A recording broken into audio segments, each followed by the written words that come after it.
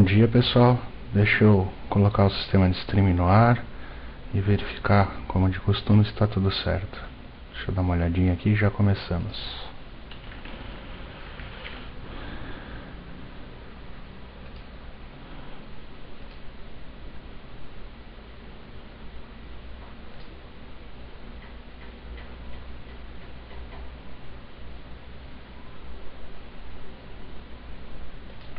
Vou aguardar um pouquinho até que o pessoal conecte.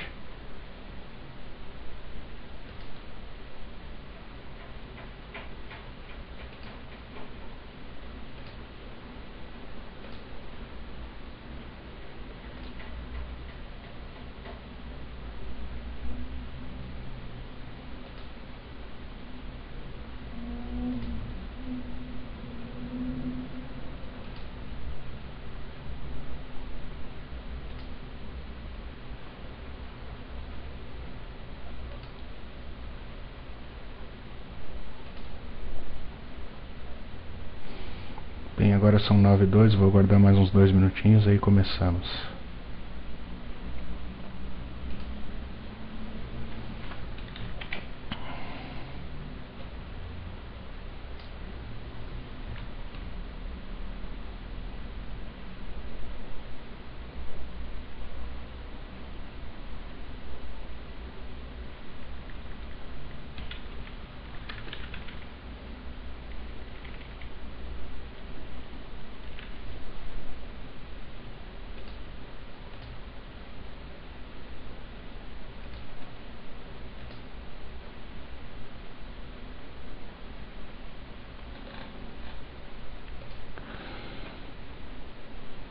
Vamos lá então. Na aula de ontem a gente viu a parte de configuração do Varnish para a versão 2.1.5 e vimos também alguma coisa já da configuração do Plone app .caching, que é a camada de cache HTTP para o Plone, né? Começamos a ver alguma coisa de debug de cabeçalhos HTTP e hoje nós vamos tentar detalhar isso, né, para fechar o entendimento dessas configurações. Como eu expliquei, de nada adianta ter um servidor Varnish se eu não tenho uma aplicação bem configurada para gerar os cabeçalhos adequados para que essa configuração funcione, né? Então, esse trabalho de configuração, ele geralmente tem que ser feito pelo desenvolvedor, mas querendo ou não, quem trabalha com infraestrutura tem que fazer o debug disso, né? Tem que analisar esses cabeçalhos para ver se eles estão corretos, né? Se eles vão realmente efetuar o cache da nossa aplicação. Deixa eu ver se tem alguma pergunta ainda da aula de ontem. Aí já podemos pegar novos assuntos.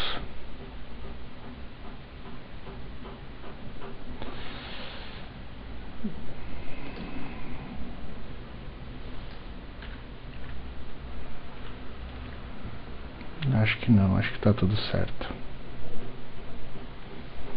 Bem, vamos lá então. Vamos começar a ver assunto novo então. Só relembrando, qual que é o programa do nosso curso? Eu estou batendo nesse ponto porque depois o pessoal me cobra, né?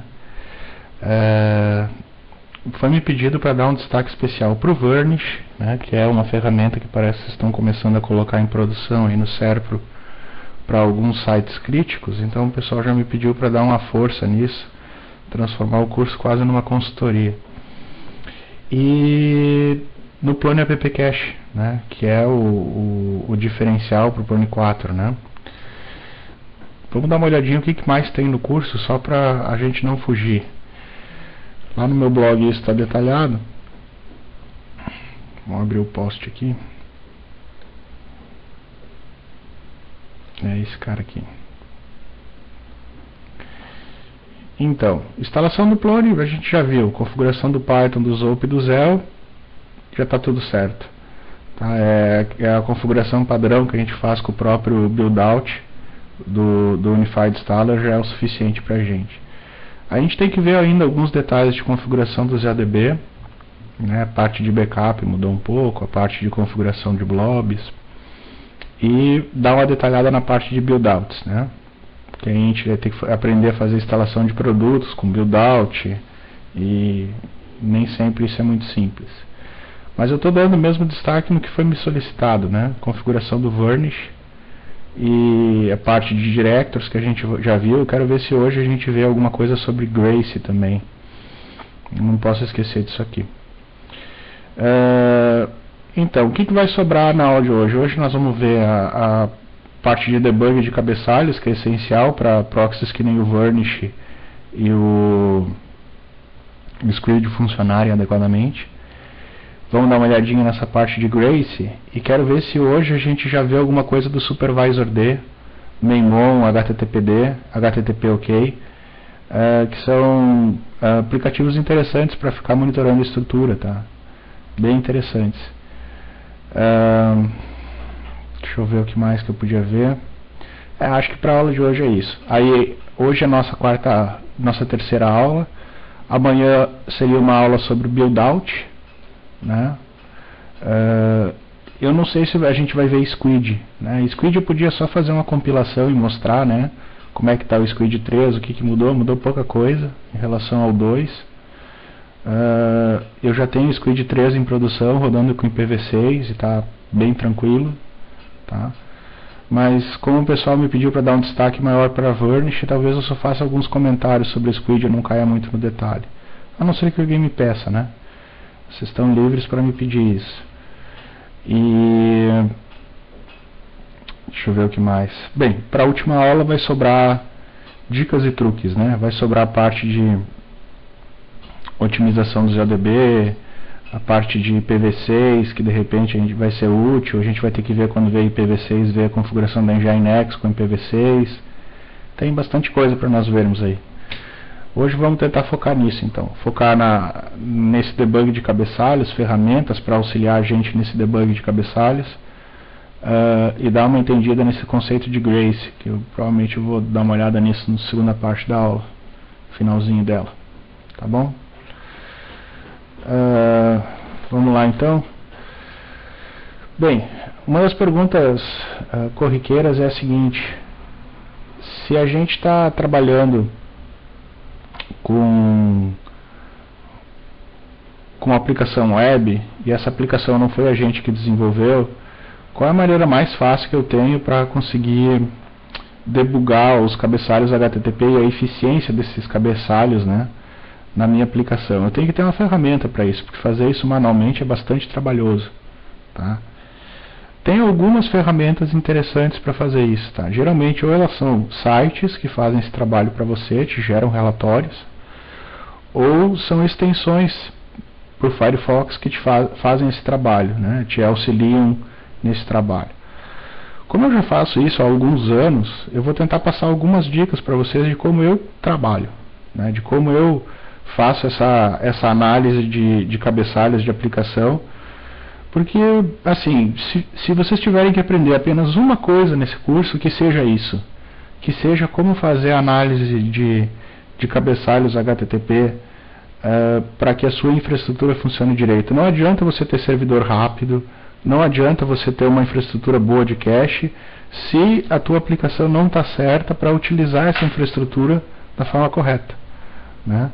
De nada adianta eu ter um belo servidor de cache se a minha aplicação está gerando um cabeçalho de cache errado, né? Ele não vai utilizar esse servidor de cache e a tua aplicação vai ficar lenta do mesmo jeito, né?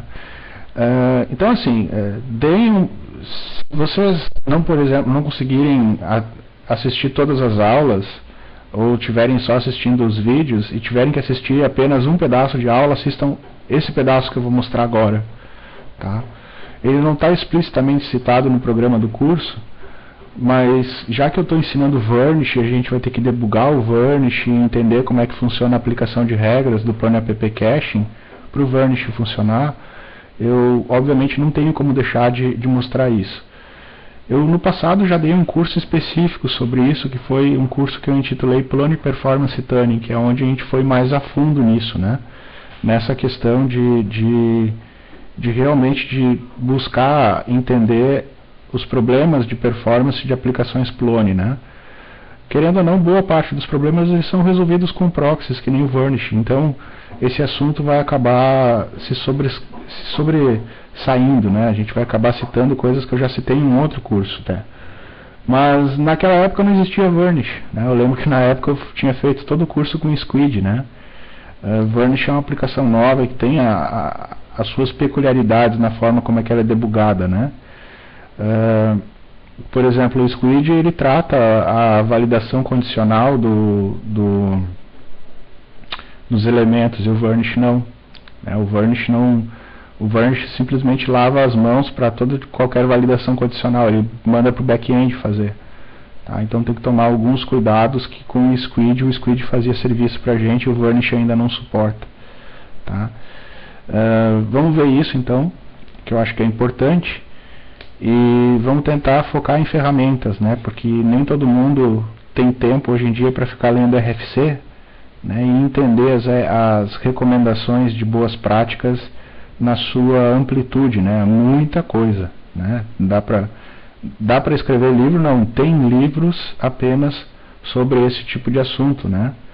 Então, eu vou fazer as principais recomendações, né? E óbvio, depois quem tiver interesse em se aprofundar nisso, vai ter que, enfim, pesquisar um pouco e ler essas recomendações, utilizar as ferramentas para ganhar um pouco de prática, né? Um pouco de experiência. Vamos lá então. Bem, primeira coisa, a gente precisa ter o site, né? Nosso site está rodando? Vamos dar uma olhadinha. http://curso. Está rodando, beleza. Vamos abrir um SSH lá, só para a gente ver em que versão de Varnish isso está rodando. Não que influencie muito, né? Mas... uma coisa. Eu ontem só consegui colocar os arquivos da aula passada, da aula de ontem. Eram quase 8 horas da noite, né? Eu estou com um compromisso durante as tardes, então eu deixo o vídeo comprimindo e depois subo os arquivos para o servidor, né? Eu quero ver se hoje consigo fazer um script automatizado para que logo depois da aula eu já inicialize um processo de compactação, de codificação dos vídeos, e eles já subam automático para o servidor, tá? Vamos ver se eu consigo fazer isso, né? Aí provavelmente lá por umas 3 horas da tarde, hoje, amanhã e sexta-feira já vai ter os vídeos da aula, do pedaço da manhã, né?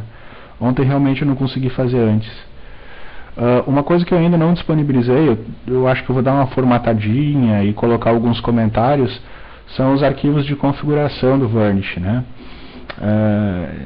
Eu queria adicionar uns comentários para facilitar o entendimento, né? Depois, quando alguém for utilizar esses arquivos, né? Ou modificar eles para fazer algum tipo de adaptação para o serviço de vocês, né? Então, por isso que eu ainda não subi os arquivos, mas vou fazer isso, né? Eu sei que todo mundo me pediu os arquivos de configuração e eu sempre dou para os alunos os arquivos que a gente desenvolve, tá? Então, se eu me esquecer, me cobrem, mas eu vou fazer sim. Vamos dar uma olhadinha. Ok. Tá rodando o Varnish 215, que foi o que vocês pediram para eu utilizar, né? Na verdade, o Varnish 215 que a gente está rodando aqui é uma cópia do meu Varnish 3, né? Só adaptado, algumas coisinhas, né? De sintaxe. Aquele hit for pass que mudou, que antes era pass, agora é hit for pass. Tem uma semânticazinha um pouquinho diferente por trás, mas o funcionamento é igual. Ok? Tá rodando, beleza, maravilha. Vamos lá então. Primeira coisa, eu quero analisar como é que está a qualidade dos meus cabeçalhos HTTP para essa página aqui. Essa página, a gente tem que lembrar que não é apenas um HTML. Tá? Essa página ela tem um HTML, tem CSS, tem JavaScript, tem uma série de coisas sendo carregadas aí. E cada uma dessas coisas pode ter uma regra de cache diferente. Eu posso ter um cache para CSS, JavaScript e imagens, um cache diferenciado, né? Um cache que seja por um tempo maior. E para os HTMLs propriamente ditos, eu poderia ter um cache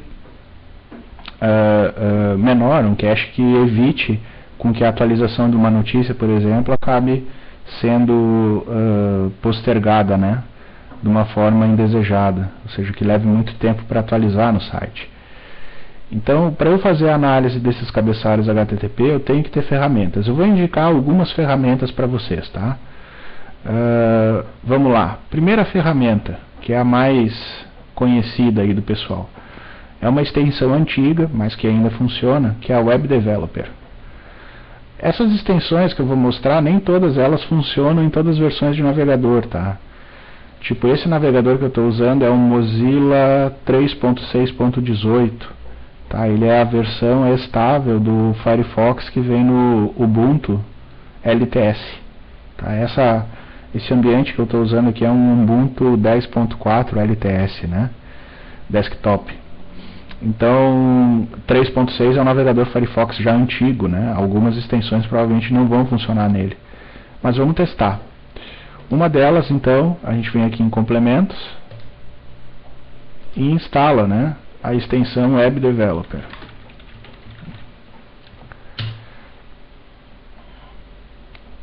Está aqui a Web Developer, vamos adicioná-la.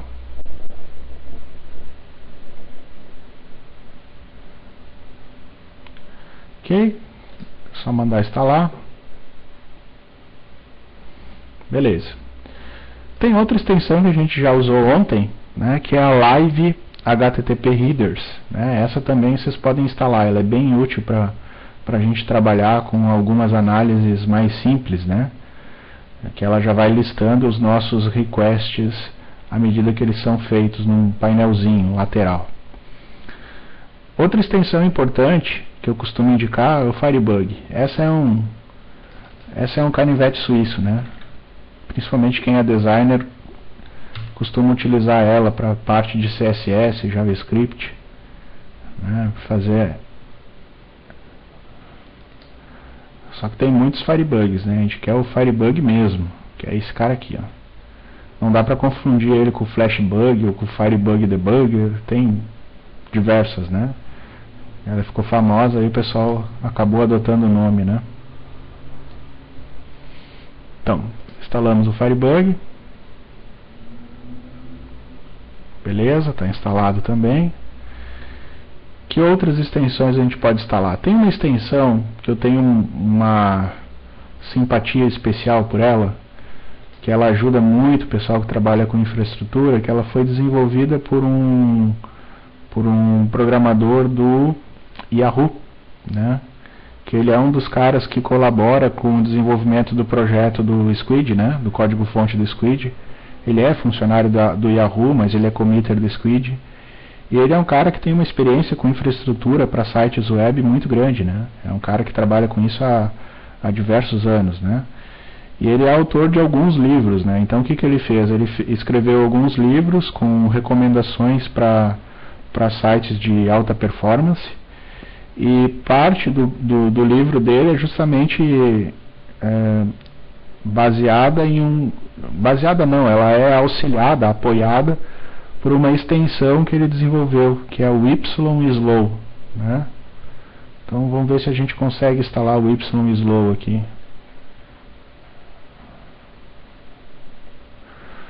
Adicionar YSlow. O YSlow, eu já vou dizer para vocês, ele não funciona no Firefox 5. Tá? Infelizmente ele ainda não foi ajustado. A extensão até instala, mas ela não funciona. Tá? Vamos testar isso no Firefox 3, ver se vai.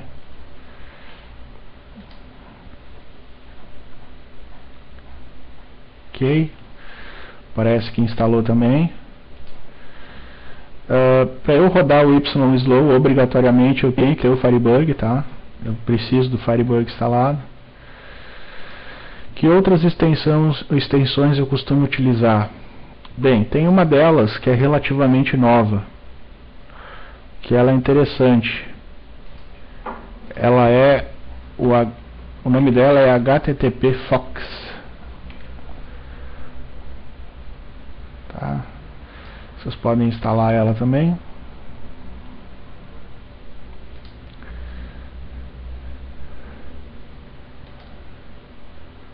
Beleza, tá feito.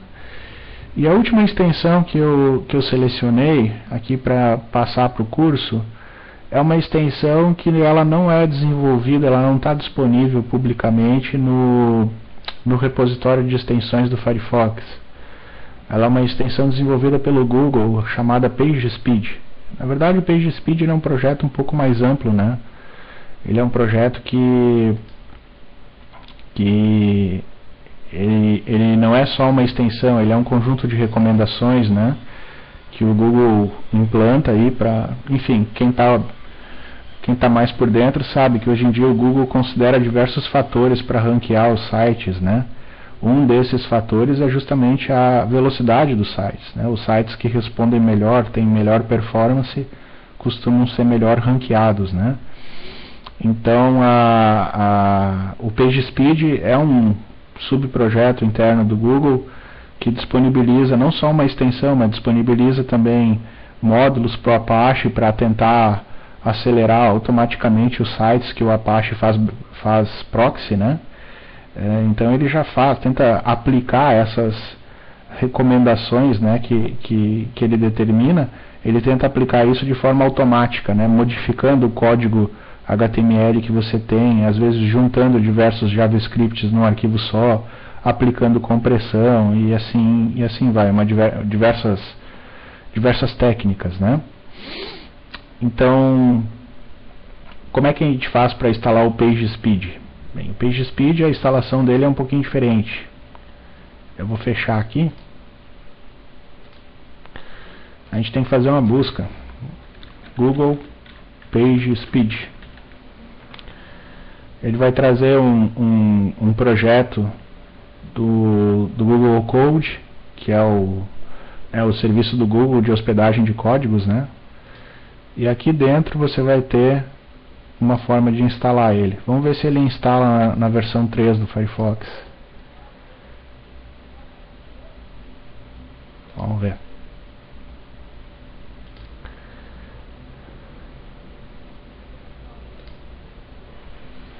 Esse é grande, é quase 4 MB a extensão.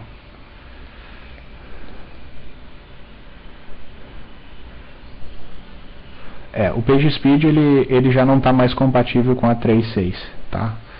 Para eu mostrar o PageSpeed eu vou ter que instalar um Firefox 5 aqui para poder colocar a extensão, tá? Ela simplesmente não vai funcionar no Firefox essa versão estável aí. Mas não tem problema, instalar um Firefox 5 é bem rapidinho, a gente consegue fazer depois. Vamos ver primeiro então as extensões que funcionam, né? E depois essa extensão específica do Google, que ela merece uma atenção especial. Não que eu seja um grande fã dela, né? Mas enfim, ela tem algumas facilidades aí, principalmente porque ela é muito bem explicadinha, ela explica muito bem o que o desenvolvedor deve fazer. Eu acho que a documentação dela é um diferencial. Vamos lá, vamos fechar aqui. Vamos resetar o navegador para ativar as extensões. Beleza, só inicializar o navegador de novo. Ok. E agora vamos começar a utilizar as nossas extensões. Se vocês tiverem perguntas, podem me interromper, tá? Não tem problema nenhum. Então, vamos acessar aqui http curso, tá? E vamos ativar a primeira extensão. Vamos começar a entender pelo HTTP Fox, tá? O HTTP Fox ele pode rodar como um panel assim, ou ele pode rodar numa outra janela. Eu vou rodar numa outra janela só porque o tamanho da tela no vídeo ele não é muito grande. Então, para facilitar, eu vou rodar uma janela separada, tá? Então eu vou sempre precisar alternar entre o site e depois a visualização, tá? Como é que ele funciona? A gente roda um start aqui, então ele vai ficar monitorando tudo que o browser tenta conversar com a internet, tá? E vai gravar isso. Então damos um start aqui, voltamos lá para o nosso navegador e vamos fazer um acesso, né? Ou vemos aqui, fazemos uma busca, por exemplo, tá? Tudo isso que a gente fez gerou aí uma conversação entre o navegador, né, e o nosso site. Ou seja, o navegador enviou requests para a página HTML, para as imagens, para o CSS, e esses requests foram ou não cacheados pelo Varnish, que está nesse meio do caminho, que ele está entre o nosso navegador e o servidor de back-end, né, as nossas instâncias de Zope. Então agora o que a gente vai fazer é tentar analisar esse tráfego através do HTTP Fox, que é isso aqui. Tá? Vamos lá. Primeira coisa, ele pegou, interceptou todos os requests, mas eu estou vendo que é bem pouquinho request, tá? Isso é bom, porque quanto menor a quantidade de requests que um site faz para um servidor, menor vai ser a latência de rede, né? E mais rápido vai ser o site para responder. Isso, infelizmente, não é levado muito a sério pela grande maioria dos desenvolvedores, né? O pessoal sai criando aí 50 arquivos de CSS, 20 arquivos de JavaScript, uma página carrega 50, 60 imagens, né? Quando você vê, você tem site que tem aí... deixa eu dar um stop aqui. Senão o navegador ele fica gerando requisições, né, para o Google Safe Browsing, que é um servicinho aí que o Google utiliza para verificar, né, a segurança de alguns sites, tá? Então o navegador, mesmo parado, sem acessar nada, ele fica gerando tráfego, né? Eu só dei um stop no HTTP Fox para enfim, não acabar modificando a tela que eu estou explicando. Então, como eu dizia, esse tráfego ele tem que ser analisado, tá? Quanto menor a quantidade de requests, melhor. Tem algumas coisas que pouca gente sabe, que eu tenho que explicar o porquê que isso é verdadeiro, tá? Por que poucos requests é bom? Porque os navegadores, no geral, eles costumam atender a uma recomendação que determina que elementos de um mesmo domínio você pode fazer, no máximo, até 2 requests simultâneos. Tá? Ou seja, se você, nesse caso aqui, ó, HTTP curso, que é a página HTML, tá? Que é esse request que a gente está analisando. O simples fato de eu acessar ele me carregou 2 CSS e um JavaScript. Tá? Isso aqui não foi feito os 3 ao mesmo tempo. Provavelmente ele fez os 2 CSS, esperou um desses CSS carregar no navegador para mandar o próximo request para JavaScript. Tá? Então, na verdade, quando a gente acessa um site e fica analisando o tempo de resposta dos elementos, esse tempo de resposta vira um diagrama em cascata, tá? Que sempre existe uma dependência de um request em relação ao próximo. Se uma página, por exemplo, carrega 100 imagens, ela não vai carregar as 100 imagens simultaneamente do servidor. Ela vai carregar 2, aí essas 2 imagens são transferidas na rede, ele vai lá e carrega mais 2, e assim por diante.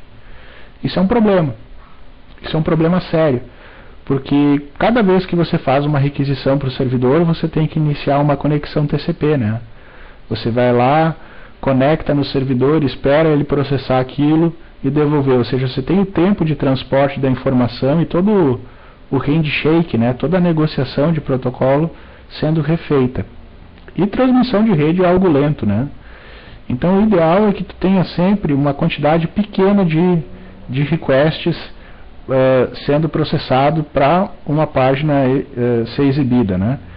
Uma página não é a mesma coisa que um request, né? Definitivamente. Às vezes uma página carrega 100, 200 requests. O ideal seria que fosse um por um, né? Mas não é assim que funciona, né? As páginas hoje em dia têm, sei lá, tem Ajax, tem JavaScript, tem CSS, tem imagem. Então, um simples acesso às vezes se multiplica em até 200, 300 acessos para o servidor, né? Uma das recomendações que a gente tem é justamente minimizar isso juntando CSS e JavaScripts num arquivo único. Tá? O Plone, por padrão, já faz isso para você. Se você for analisar uma ferramenta chamada Portal CSS ou Portal JavaScript, claro que está um pouco além do escopo do curso eu mostrar isso, porque é coisa para desenvolvedor ver, né? Mas tem uma ferramenta lá chamada Portal CSS, Portal JavaScript, que registra todos os CSS. Então você tem lá uns 50, 60 arquivos de JavaScript.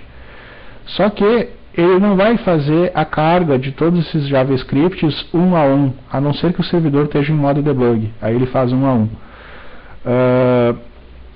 O que ele faz, na verdade, é fazer a carga de um arquivo que é a concatenação de todos esses JavaScripts num arquivo único.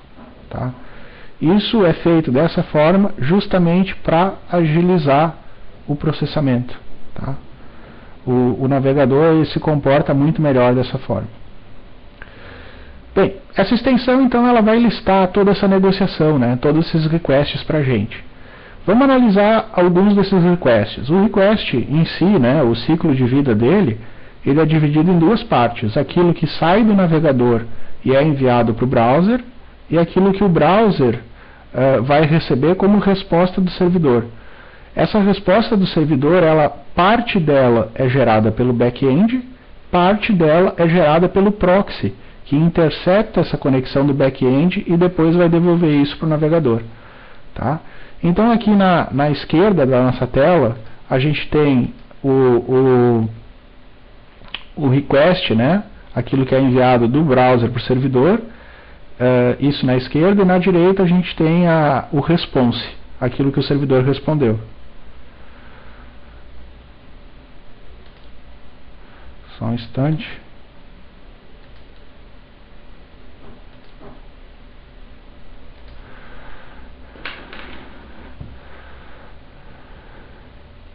Tá, é isso aí.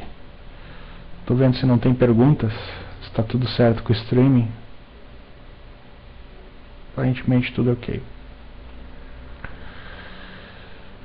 Então, o que a gente pode concluir aqui? Bem, a gente pode sempre verificar algumas coisas, né, se elas estão feitas adequadamente. Primeiro é o seguinte, qual é o servidor que está sendo solicitado? É curso, ou seja, o host aqui ele é o domínio que está sendo solicitado, e qual é o URL desse domínio? É get /, ou seja, é a página inicial. O que esse cara está fazendo? Bem, eu sei que esse request partiu de um Mozilla 5.0, não necessariamente ele é um Mozilla 5.0 mesmo, a versão dele no user agent ela vem aqui no final, né? Então nesse caso aqui é Firefox 3618. Outra coisa que eu estou recebendo aqui é o seguinte: o accept encoding dessa requisição é gzip, deflate, ou seja, esse browser ele aceita que a resposta seja enviada ou em gzip ou em deflate, nessa ordem. Tá? O que o meu servidor respondeu? Bem, ele respondeu com o código 200, ou seja, essa página foi devolvida para o meu navegador, não deu erro nenhum. Né? Eu já falei isso mais de uma vez, o código 200 é tudo ok, não é erro, é simplesmente que está tudo certo. Essa página ela foi compactada. Deixa eu ver se isso bate. Deixa eu esticar um pouquinho aqui. Essa página ela foi compactada com gzip, então o content encoding dela é gzip, tá?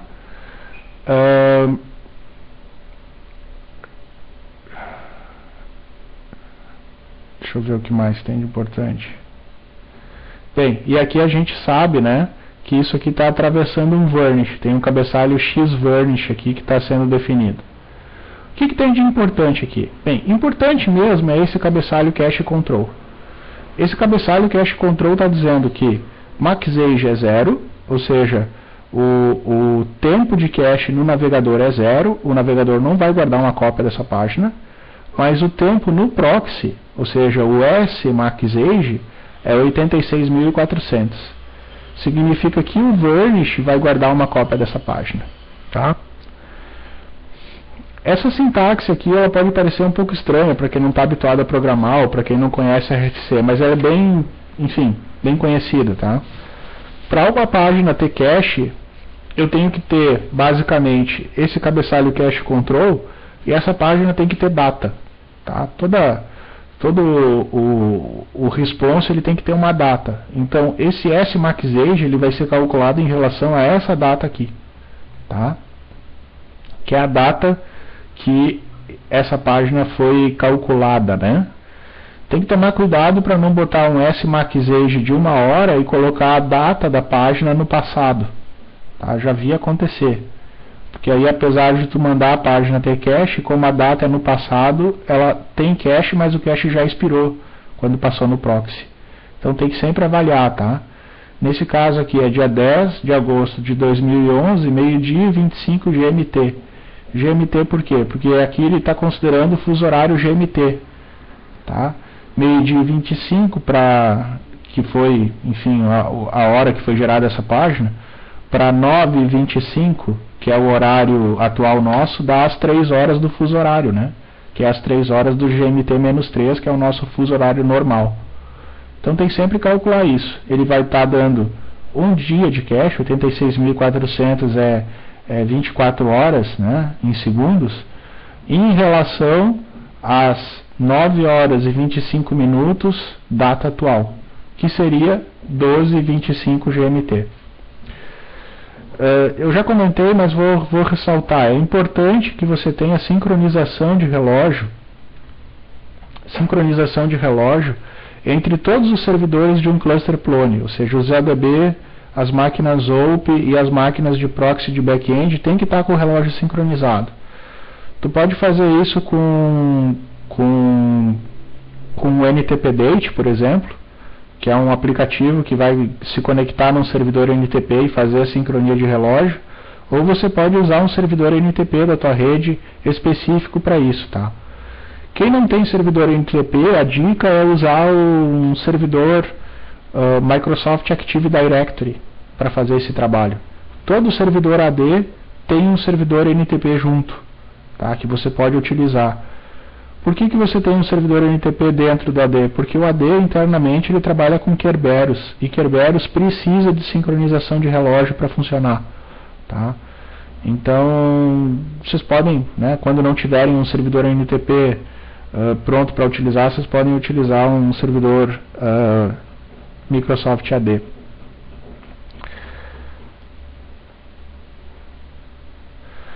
Pergunta do Fernando.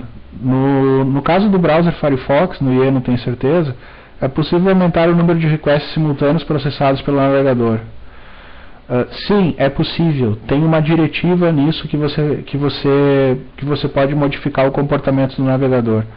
O problema é que você vai fazer isso para o seu navegador. Você não vai fazer isso para o navegador da grande maioria das pessoas que vão acessar um site que você está tentando otimizar, que você está montando a infraestrutura para atender, né?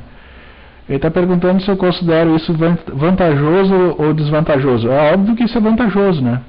Desde que você tenha largura de rede suficiente para acessar esse site e que a máquina que está rodando o teu navegador seja rápida o suficiente para conseguir processar isso, né? Obviamente é vantajoso. O que o pessoal costuma fazer para contornar isso do ponto de vista de aplicação? Eles usam um conceito chamado CDN, tá? O que é um conceito de CDN? Conceito de CDN, deixa eu só mostrar isso, uma documentação básica, deve ter na Wikipédia. Tem.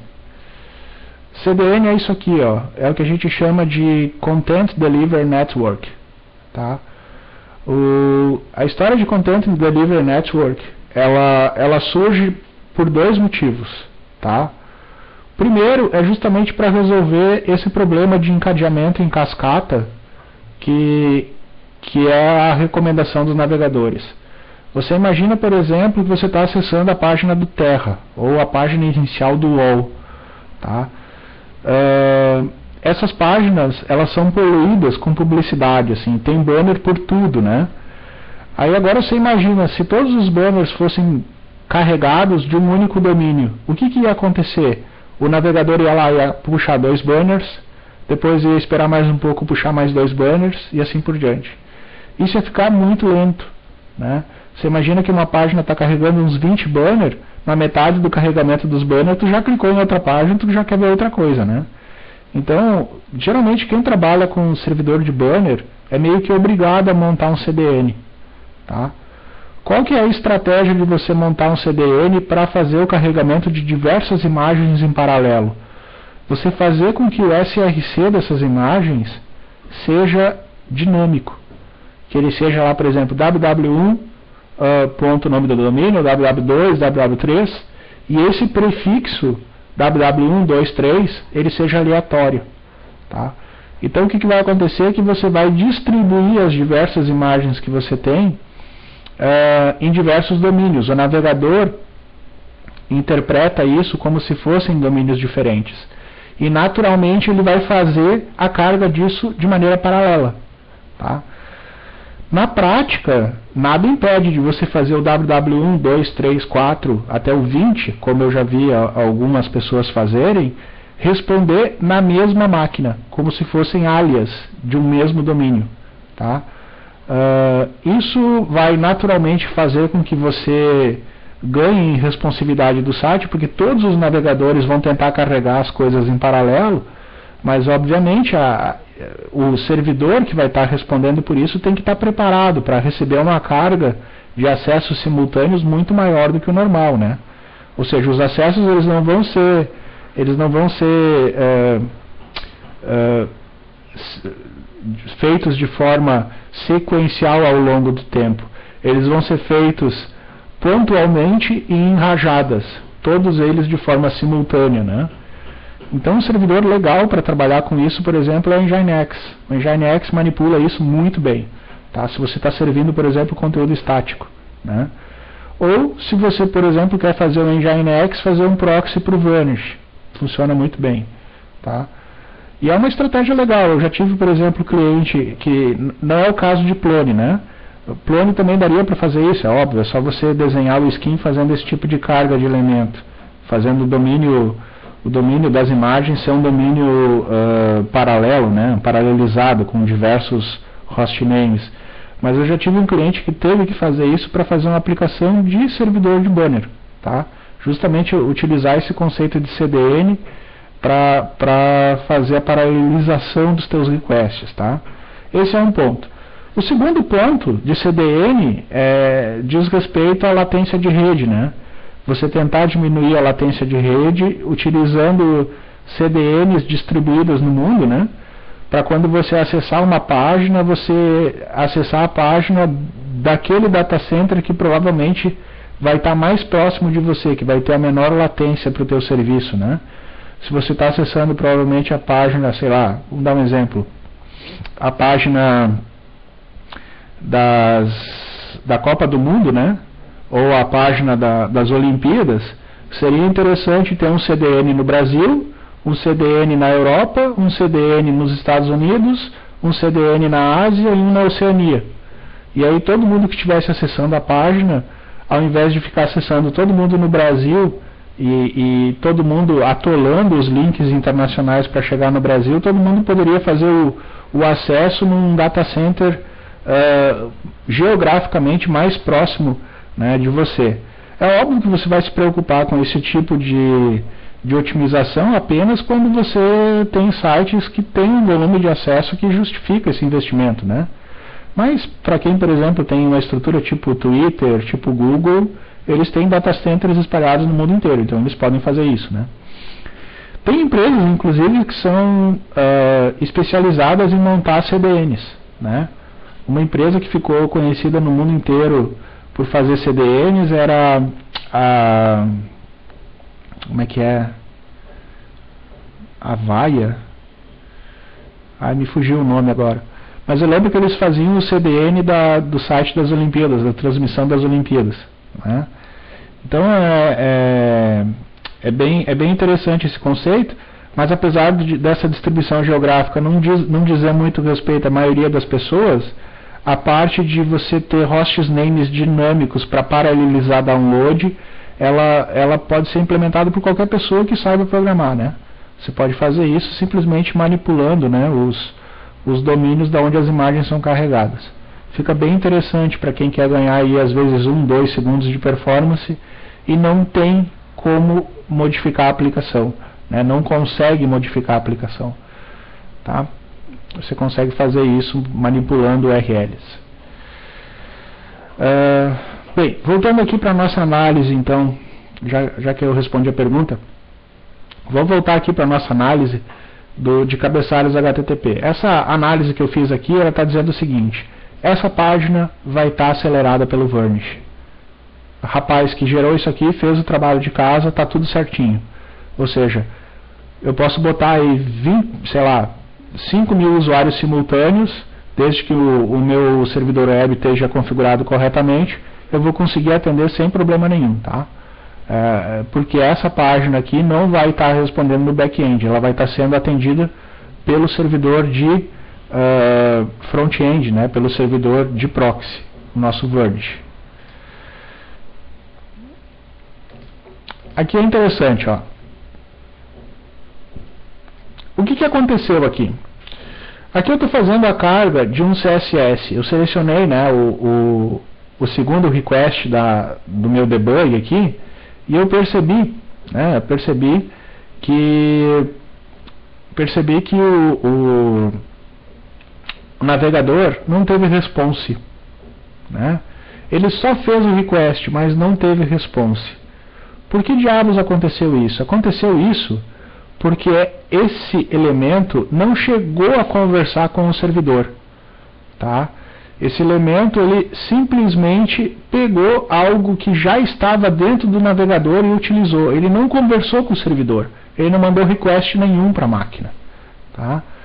Então, o HTTP-Fox, ele tem uma coluninha aqui, que é a coluninha result, onde ele mostra o que o navegador fez, o que o navegador decidiu.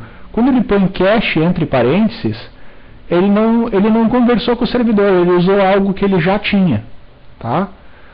Beleza, isso significa que provavelmente alguém fez uma regra que está dizendo que esse CSS e esse JavaScript devem ser cacheados no navegador durante um período bastante grande, né?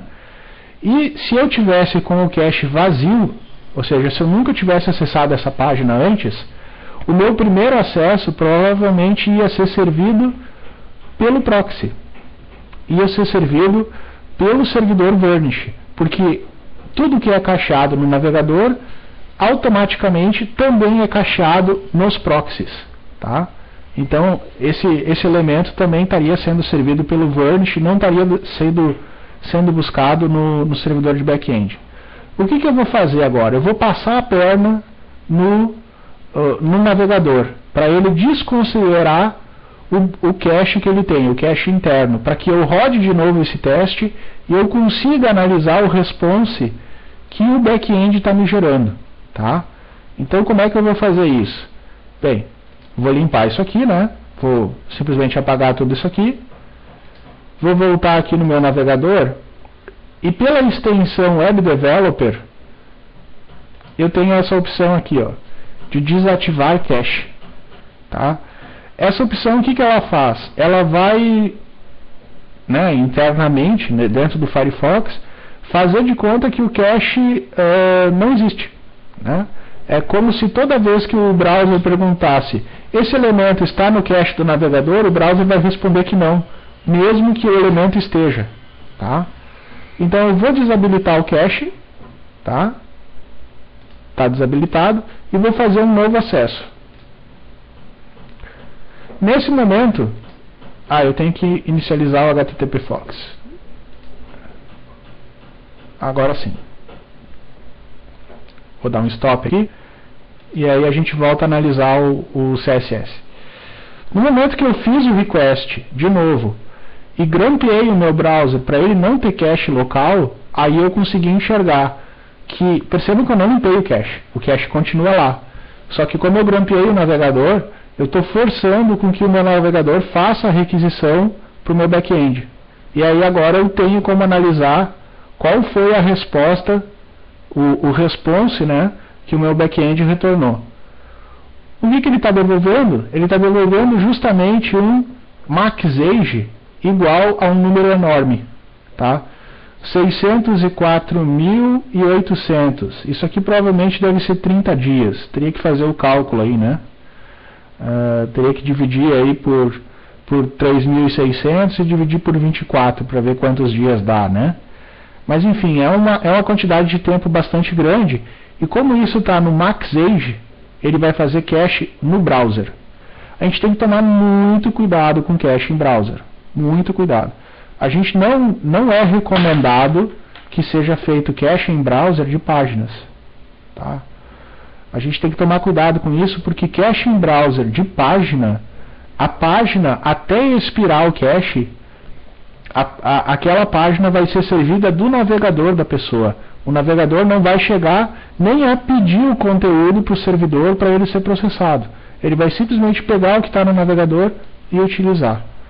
É óbvio, né, que quem já tem o traquejo da coisa, já está habituado, se der um Ctrl F5, né, se for Internet Explorer, ou no Firefox um Ctrl Shift R, se você der uma combinação de teclas, você vai acabar forçando com que o navegador atualize aquilo, né, que ele vá lá e busque de novo no site de origem se aquela página atualizou ou não. Mas é bem problemático isso, né? A grande maioria das pessoas, as pessoas leigas, não sabem que isso existe, né? Então a gente tem que evitar de fazer cache no navegador para conteúdos que podem ser atualizados. Aí vem a pergunta, mas Fabiano, meu Deus do céu, quer dizer que a partir do momento que eu fiz cache de um CSS, ele vai ficar um mês no meu browser e nunca mais vai sair? Sim, qual é o problema disso? Ah, mas e o momento que eu for lá e estou fazendo uma modificação no meu CSS, fiz lá uma melhoria no design do meu site, o pessoal calculou aí, ó, os 604.800 dá 7 dias. Obrigado. Aí vem a pergunta, fui lá e fiz uma modificação no meu site, mudei o CSS. Eu não posso esperar 30 dias para essa modificação valer. Como é que o Plone trata isso? O Plone trata isso gerando uma nova URL para cada modificação de CSS e JavaScript que você fez. Então é perfeitamente seguro você fazer JavaScript e CSS ficar cacheado no navegador por um tempo bastante alto, desde que você garanta, de alguma forma, que todos os CSS e todos os JavaScripts do teu site estejam registrados no portal CSS e no portal JavaScript. Tá? Não tem otimização que funcione se você não fizer isso. Você tem que botar todos os CSS, todos os JavaScript, todos eles nessas ferramentas que o Plone implementa. Porque o que vai acontecer? Você vai fazer a modificação no seu CSS, quando você deu um save lá na ferramenta, que é a ferramenta que aglutina, né, todos os CSS e JavaScript, essa ferramenta vai gerar uma nova URL para esse CSS e JavaScript. Ela vai gerar uma URL parecida com essa aqui, ó, cache key 4333. O que é isso aqui? Isso aqui é um número aleatório, tá? É um número aleatório que cada vez que você salva o CSS e JavaScript, ele gera um novo número. Então não tem problema desse request ficar salvo num proxy. Não tem problema nenhum, tá? Porque toda vez que você fizer uma mudança, vai ter uma nova URL e ele vai salvar uma nova cópia dessa URL no proxy também, tá? Então é assim que tem que fazer. Problemas. Programador é bicho triste. O programador não se preocupa muito com performance das coisas. É muito comum o pessoal botar um import lá dentro do código ou fazer um script dentro do código da própria página e não registrar o CSS e JavaScript na ferramenta. Resultado, quando aquele CSS for carregado, provavelmente ele não vai ter cache e quando tem cache, vai ter um cache mal feito, né? A forma de você garantir que isso vai funcionar direito é justamente usar as ferramentinhas que o Plone implementa para fazer o registro desses recursos, tá? Isso vale para CSS, JavaScript e KSS, que KSS está caindo em desuso, né? Está caindo em desuso no Plone 4. Hoje em dia no Plone 4 a gente usa o quê? jQuery, que é um JavaScript comum e que todo mundo conhece a sintaxe, né? Eu costumo dizer que jQuery é quase um sistema operacional, né? Mas, enfim, é o que o Plone acabou usando. A ideia do KSS, quando ele foi criado, era muito boa, né? Mas hoje em dia a gente admite que não colou, né? Não colou. A gente pretende utilizar algo que já virou padrão de mercado, ao invés de insistir em usar um padrão que só a gente tem, né? Mas, enfim, tanto JavaScript, CSS ou KSS, todos eles caem nessa mesma estratégia, né? Faça cache no navegador, faça cache para sempre, e quando o elemento muda, você muda a URL. Tá? Extraoficialmente, eu sei que tem gente grande, tipo o UOL, por exemplo, que usa exatamente essa estratégia para fazer servidores de mídia. O que eu chamo de servidor de mídia? Se você dá uma analisada no código-fonte da página do UOL, você vai ver, por exemplo, que todas as imagens elas são carregadas de um servidor único. Qual que é a estratégia que eles têm no CMS deles?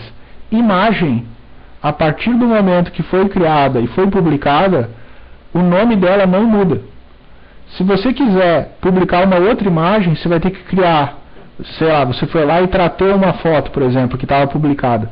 Você não pode pegar essa foto e substituir por cima da foto que já existia com a mesma URL. Você vai ter que criar uma nova imagem no servidor e modificar, né, os links que utilizavam essa imagem para usar a imagem nova.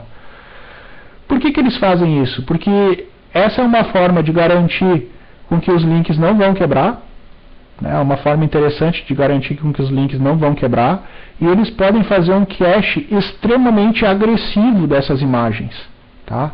Justamente para evitar problemas de performance. Tá? O Plone não chega a fazer isso para imagens.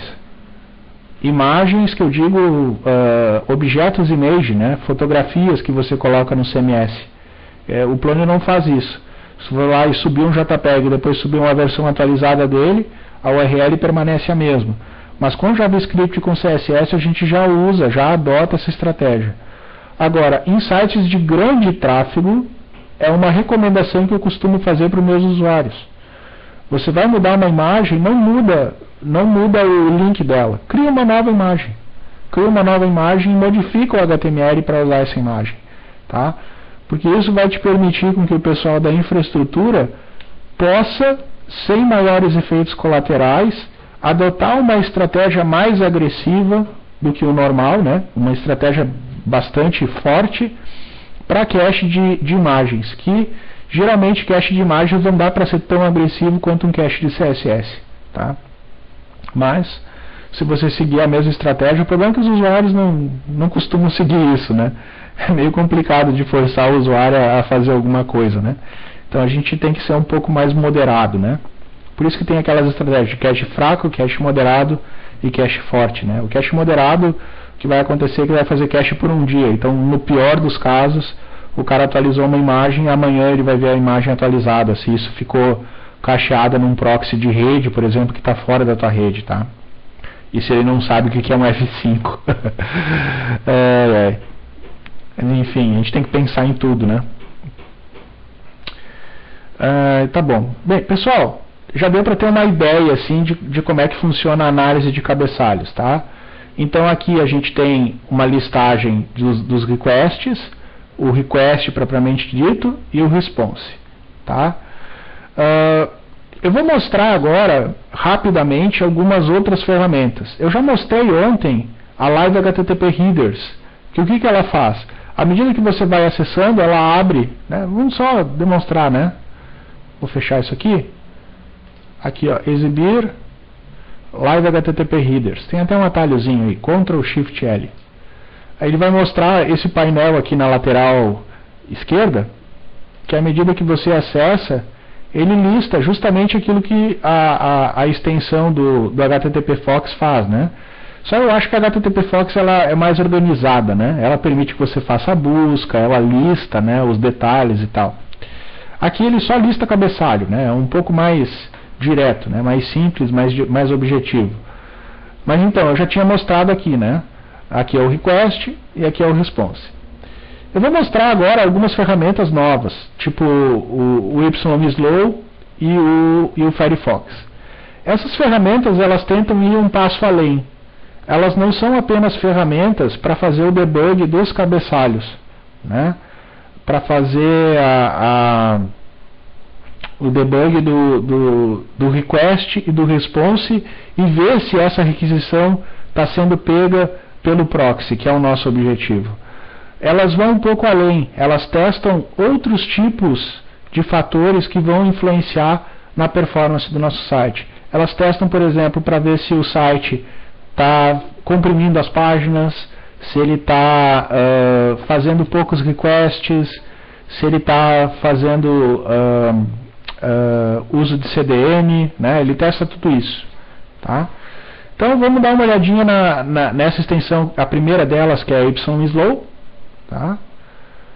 Como é que ela funciona, e depois, depois do intervalo, eu vou fazer a instalação do PageSpeed, porque aí eu vou precisar fazer uma instalação de Firefox 5, faço a instalação do PageSpeed e mostro o PageSpeed. Tá? Muito bem. Como é que funciona o YSlow? Ele tem aqui embaixo um radarzinho. Tá? Ele funciona como se fosse uma abinha do Firebug. Essa abinha do Firebug, na verdade, é porque o Firebug ele é uma extensão que te permite com que desenvolvedores de extensões estendam ela, né? Você consegue fazer extensões que são derivadas do Firebug, né? E aí como é que ela funciona? Bem, você pode marcar aqui o auto-run para que o YSlow seja executado toda vez que uma página é carregada. Marca o auto-run e carrega a página. Beleza. Ele vai executar aqui o teste para você. O que ele vai fazer aqui? Bem, eu vou botar isso numa página nova, ao invés de rodar numa abinha, só para facilitar a visualização no vídeo, né? Senão fica um pouco difícil. Tá? O que ele fez aqui? Bem, ele detectou, segundo os diversos critérios de avaliação dele, o que é A, B, C ou até F, ou seja, ele dá uma nota para isso, né? E depois ele explica por que você tirou cada nota para cada um dos critérios.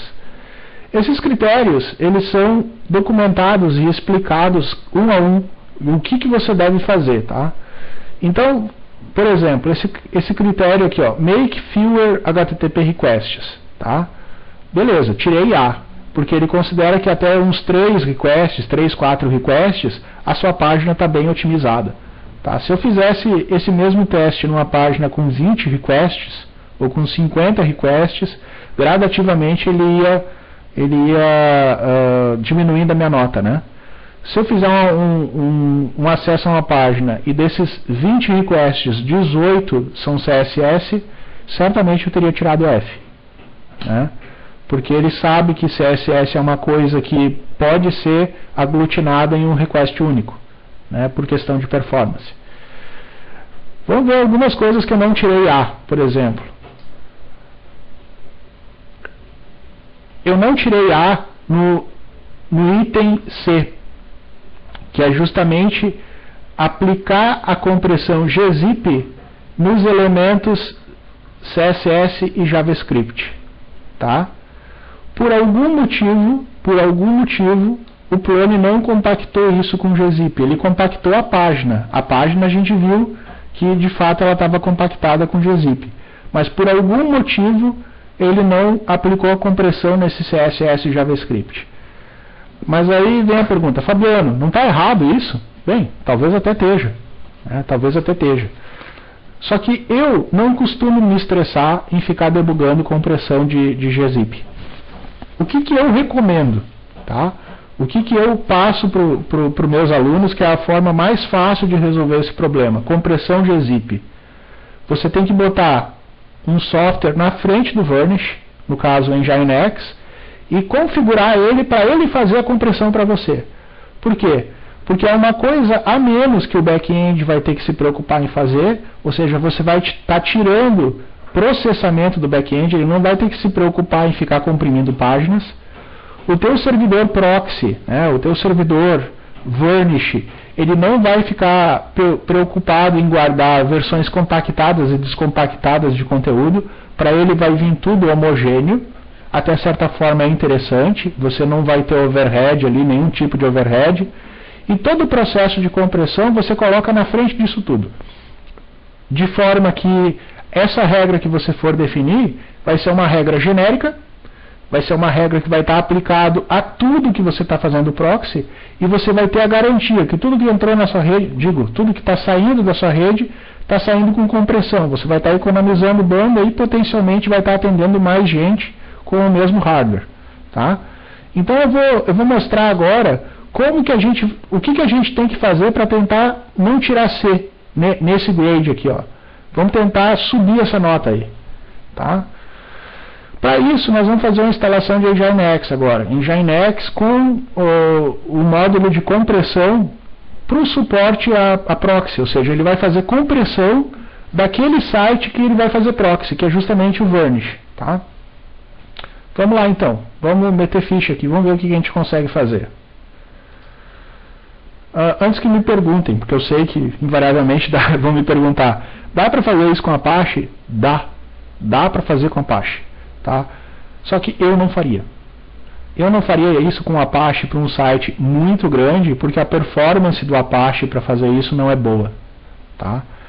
Infelizmente eu tenho que admitir que a performance do Apache para fazer isso não é das melhores. O próprio modelo do Apache, um modelo de múltiplos processos ou de múltiplas threads, ele é um modelo que hoje em dia já é meio que ultrapassado, já é considerado... ultrapassado é uma palavra meio forte, mas eu diria que ele é um modelo que não é o melhor modelo para resolver esse tipo de problema. O Nginx ele trabalha com outro tipo de modelo de programação, né? Programação com chamada assíncrona, I/O assíncrono. Então, usar Nginx só para fazer compressão de zip, é uma solução beleza. Deixa eu mostrar para vocês como é que isso é feito então. Primeira coisa, primeiro passo. O nosso Varnish não vai mais estar na porta 80. Nós vamos mudar a porta do Varnish e nós vamos botar um outro software na porta 80 reescrevendo para a porta do Varnish. Então vamos começar. Bem, primeira coisa, tem que tirar o Varnish do ar. Então, /pt varnish 215, deixa eu aumentar a fonte um pouquinho, etc varnish, varnish stop. Vamos editar o varnish start, que é o script que inicializa o Varnish. O que a gente vai mudar? Vamos mudar a porta dele. Vamos botar aqui a porta, sei lá, uma porta 3128, que seria a porta padrão do Squid, por exemplo. Vamos botar o Varnish na 3128. Tá? Salvamos e inicializamos.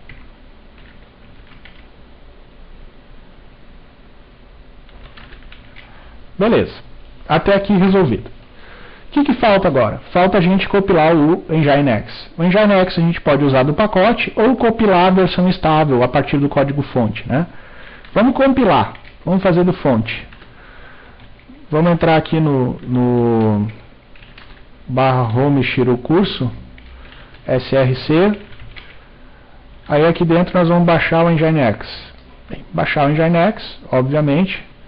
A gente vai ter que baixar o fonte dele. Deixa eu só fechar isso aqui. Vou fechar isso aqui. Vamos baixar o fonte do Nginx.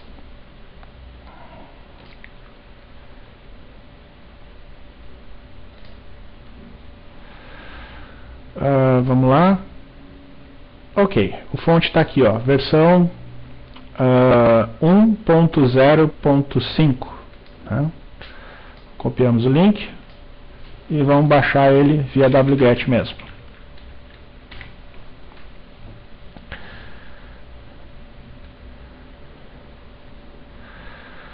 Bem, compilar o Nginx não tem grandes dificuldades, né? É um software em C, ele é bem simples de trabalhar.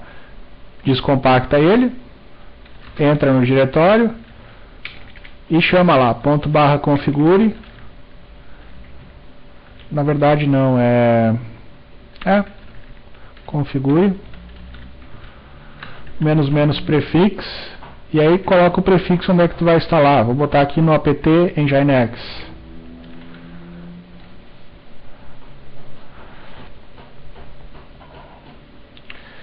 Aí é o seguinte, tem que dar uma analisada aqui, tá? Tem que dar uma analisada nessa primeira saída. Primeiro, ele está dizendo que está usando a biblioteca pcre. Pcre é a biblioteca utilizada para fazer o processamento de expressões regulares, tá? Então, geralmente é muito importante que a gente compile o Nginx com pcre. Ele não está usando o OpenSSL, ou seja, ele não vai ter o suporte a rodar o Nginx com HTTPS. A gente também não vai usar, então não precisamos se preocupar com isso aqui.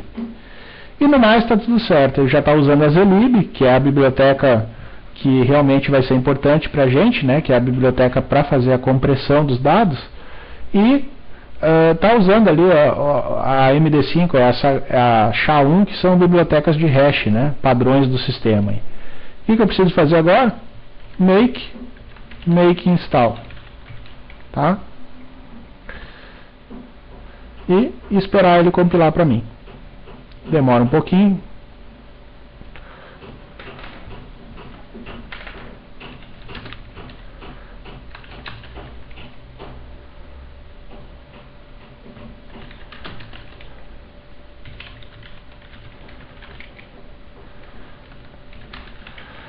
Enquanto compila, deixa eu ver se eu consigo catar aqui nos meus arquivos um modelo de arquivo de configuração mais ou menos pronto para fazer esse trabalho que eu vou demonstrar para vocês aí, trabalho de compressão gzip. Tá?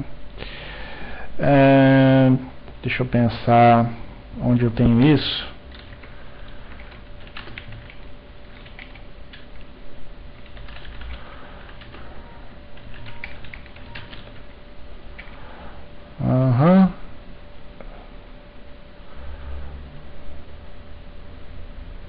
Ok.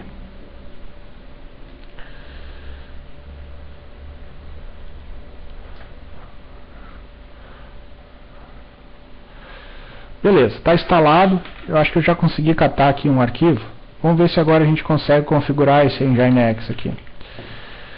Bem, o Nginx, do jeito que eu instalei, ele ficou no /opt Nginx conf, né, que foi o prefixo que eu dei, /opt Nginx. Dentro do diretório conf eu tenho o nginx.conf, que é o meu arquivo de configuração. Eu vou simplesmente esvaziar ele e vou editar ele com o editor de texto, né? Eu já tenho aqui um arquivo mais ou menos pronto. Deixa eu tentar colar de um terminal para o outro aqui. Não vai ser muito simples.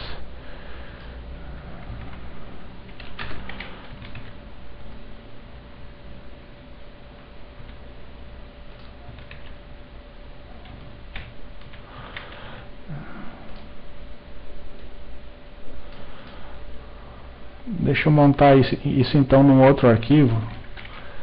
Eu vou montar isso num outro arquivo, depois eu transmito para essa máquina aqui.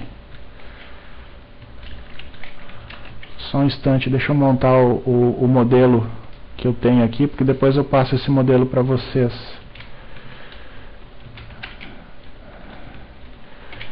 Tem algumas coisas que não dá para preparar para aula, tem que fazer ao vivo.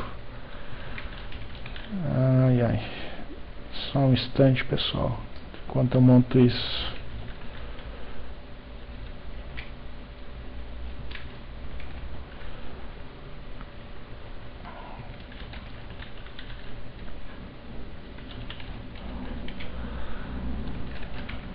Ok.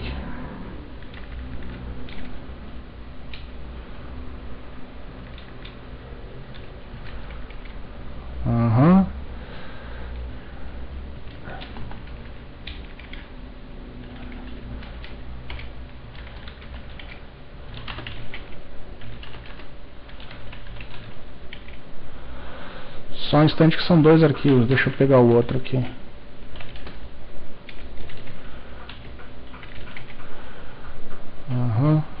Tá.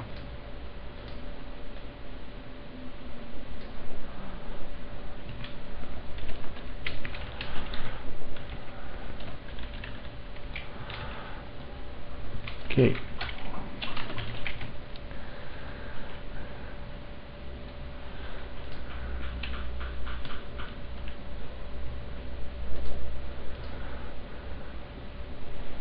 Bem, eu preparei os arquivos numa outra máquina, agora eu vou copiar para cá. Deixa eu fazer um SCP-P 122 192.168.1.2 nginx.conf espaço ponto. Aí, tem que botar o usuário.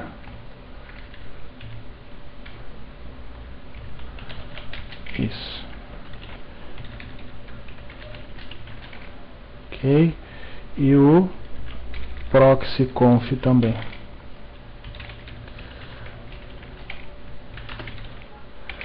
Ok. O que eu fiz no meu nginx.conf? Bem, é bem simples, tá? Isso aqui é uma versão ultra simplificada do nginx.conf padrão, tá? E eu já fiz as modificações nele para funcionar aí com o nosso ambiente do curso.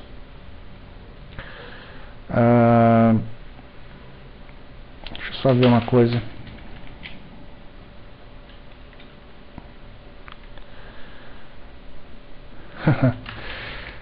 Tá certo.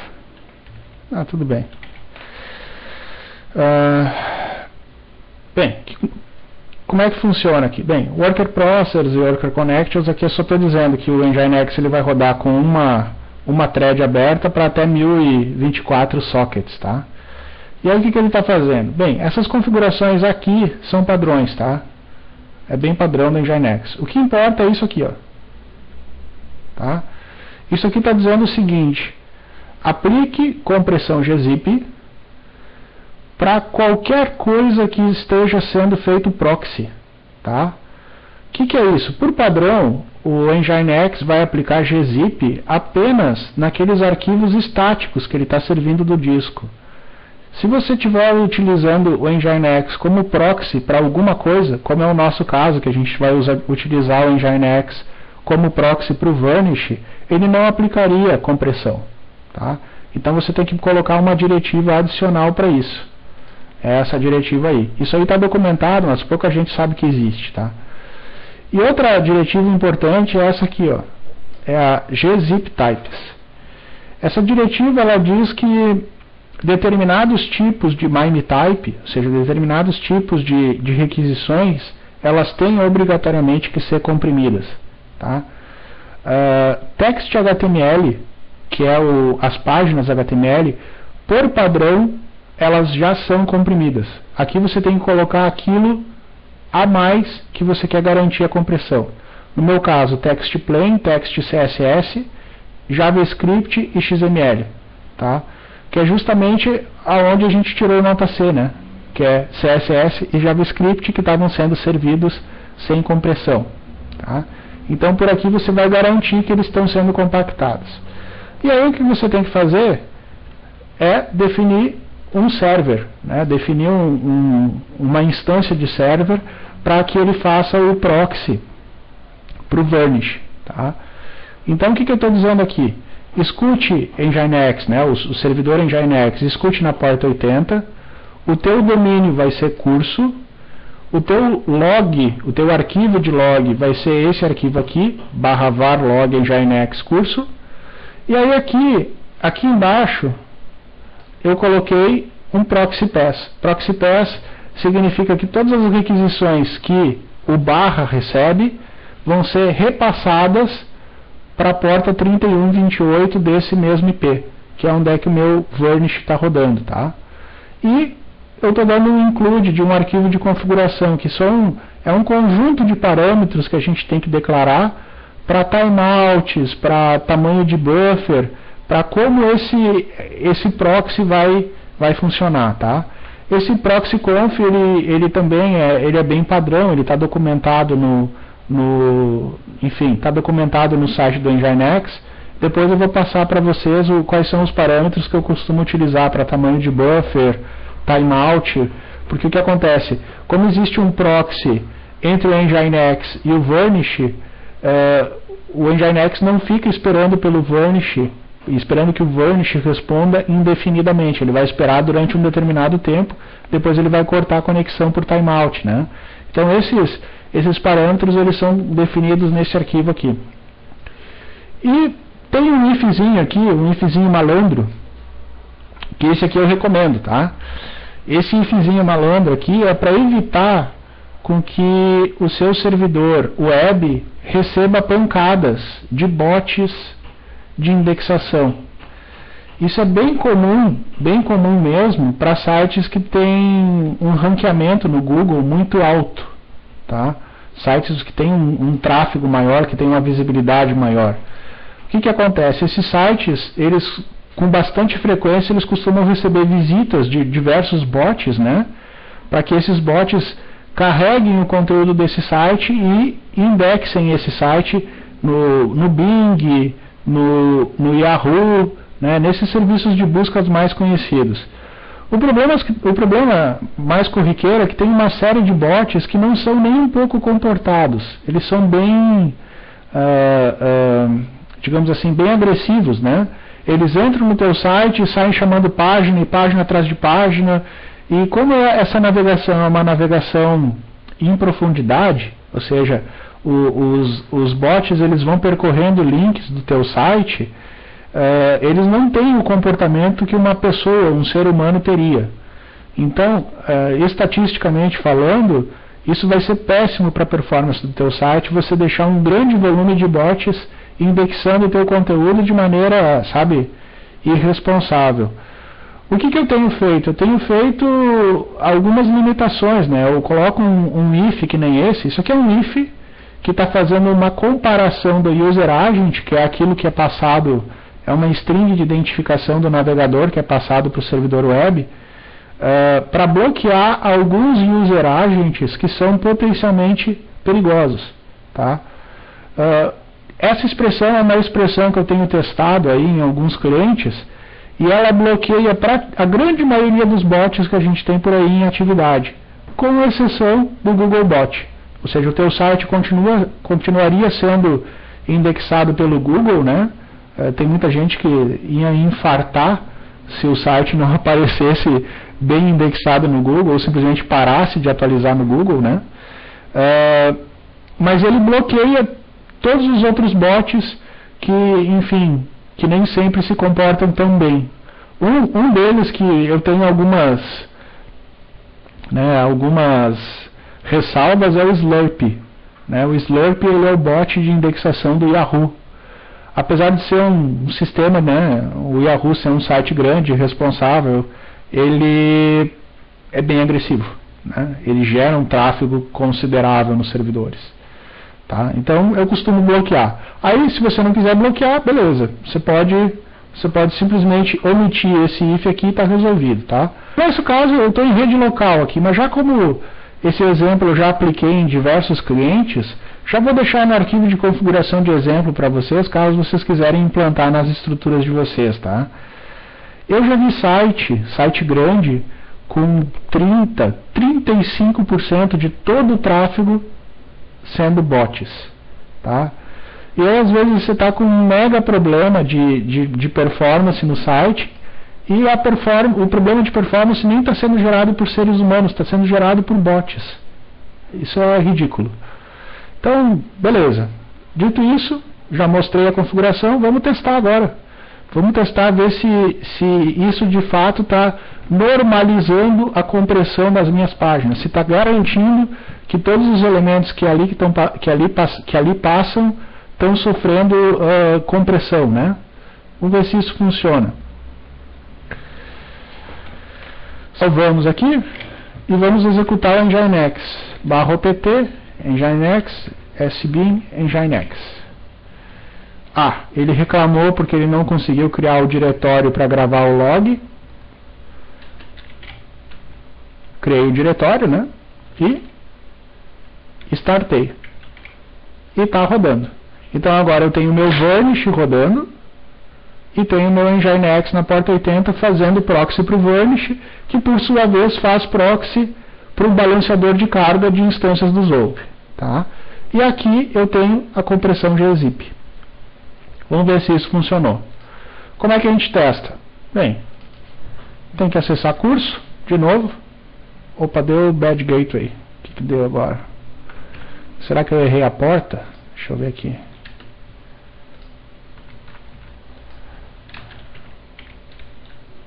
Trinta e 28, 80.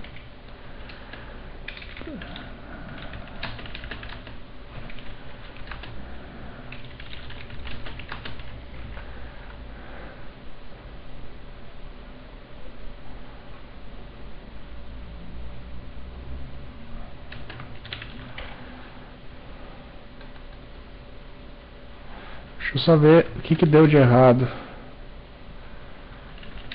3128. Ah, o meu Vanish não está escutando no localhost, ele está escutando no IP da interface. É por isso que não funcionou. Mas é só mudar a configuração da Nginx que funciona. Só isso. Um erro bem trivial.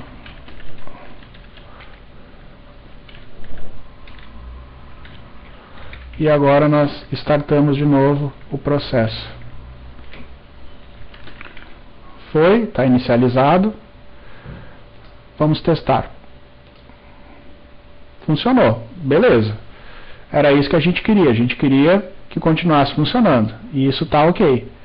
Agora vamos ver se lá no YSlow o nosso sistema de compressão de fato está funcionando. Tá?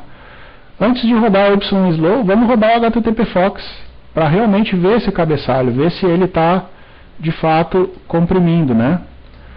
Então, desativamos o cache, segue desativado, inicializamos aqui o HTTPFox e damos um refresh. Ok, HTTPFox capturou, damos um stop e aí vamos analisar. Como é que eu sei se alguma coisa está ou não compactada com gzip? Bem, ele tem que ter no response um content encoding gzip. Tá? Então a página inicial está com gzip. Esse CSS também está com gzip. Ok? Esse CSS também com gzip. Esse JavaScript também com gzip. E o logo PNG e o spinner GIF, eles não estão com gzip. Deixa eu ver se não estão mesmo. Não estão. Mas não estão porque eles já são imagens, né? Aí é questão de interpretação, tá? Tem gente que acredita que vale a pena compactar imagem, compactar JPEG, GIF, PNG. Só que por padrão, imagens tipo JPEG, por exemplo, a gente já sabe que já tem compressão. Por que a gente vai perder tempo compactando aquilo que já é compactado? Tá? Algumas ferramentas reclamam disso. Reclamam que você deveria, de fato, compactar as imagens também. Eu já sou meio relutante contra isso. Eu acho que às vezes não vale muito a pena compactar isso. Você não tem ganho real em economia de bandas. Você só vai gastar processamento compactando. Agora, com o Nginx é tão rápido compactar isso que às vezes vale mais a pena acabar fazendo mesmo. Tá? Agora, o importante é compactar o quê? CSS, JavaScript e HTML. Tá? Nesse nosso caso, essa imagem não está compactada. Beleza? Não é problema. E essa aqui também não. Tá? Também não está compactada. O browser disse que aceita que essa imagem seja enviada compactada, mas o servidor decidiu, por algum motivo, não mandar compactado. Ok, sem problema nenhum. Vamos então agora rodar o YSlow para ver qual é a nota que ele vai dar. Vamos dar um refresh aqui. E agora a gente passou com A. Deixa eu só aumentar a janela para ficar mais fácil para aparecer no vídeo. Antes a gente tinha tirado C na compressão do gzip. Agora a gente tirou A. Por quê? Porque agora a minha infraestrutura, do jeito que ela está montada, está garantindo que tudo que passa, tudo que sai do clone, e que é CSS, JavaScript, imagem, tem compressão. Beleza. Isso é importantíssimo. Tá? Bem, é isso, pessoal. Esse é o básico da mecânica de debug, tá? De você conseguir ter uma extensão que faça a validação para você, que você consiga analisar o cabeçalho HTTP, entender por que aquilo está certo ou por que aquilo está errado e conseguir aplicar a correção. Nesse caso, eu apliquei a correção fazendo uma mudança de infraestrutura. Tem algumas correções que não adianta, você tem que mudar o código-fonte, né? Vamos lá, então. Eu vou fazer agora... Poxa, já são 10h30. Eu vou fazer um pequeno intervalo para tomar um cafezinho, tomar uma água, porque eu estou ficando sem voz. Aí, na volta do intervalo, o que a gente vai fazer? Eu vou explicar mais alguns pontos dessa YSlow, porque tem algumas coisas importantes nela. Ela não mostra apenas o grade, né? Nesse caso aqui eu passei com A. Digamos que eu estou aprovado com glórias aí, né? Tirei uma nota muito boa, passei com A. Mas naqueles pontos que você não tirou A, ele explica o que você pode fazer para melhorar, tá? O que você pode implementar na sua aplicação para que aquilo fique melhor do que está, tá? Então eu vou mostrar para vocês depois do intervalo como é que funciona como é que funcionam essas recomendações, tá? O que você pode fazer para seguir elas. E aí eu vou mostrar o PageSpeed. O PageSpeed ele é uma ferramenta semelhante à ideia do YSlow, né? Ele também faz uma validação criteriosa do HTML e dos cabeçalhos HTTP que estão envolvidos na construção desse HTML. Mas eu pessoalmente gosto mais da documentação do PageSpeed. Ela é mais simples, ela tem exemplos visuais que para quem está começando ela é mais, né, mais interessante de você avaliar, tá bom? Só que para rodar o PageSpeed eu vou precisar fazer uma instalação de Firefox 5, porque o PageSpeed não é compatível com essa versão de Firefox que a gente está usando.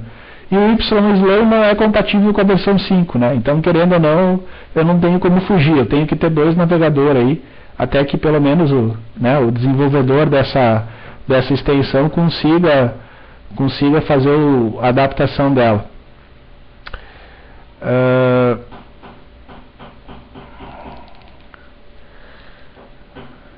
Tá bom? Eu vou fazer um intervalo, depois na volta do intervalo eu respondo as perguntas. Até daqui a pouco, pessoal.